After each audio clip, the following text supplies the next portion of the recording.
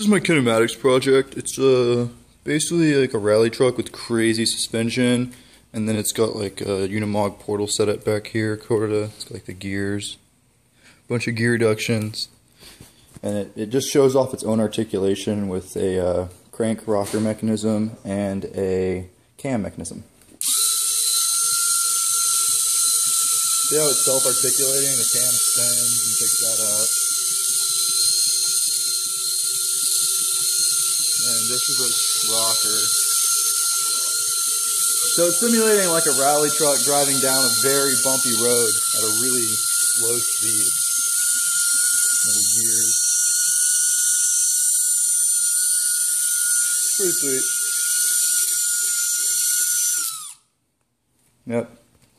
Yep.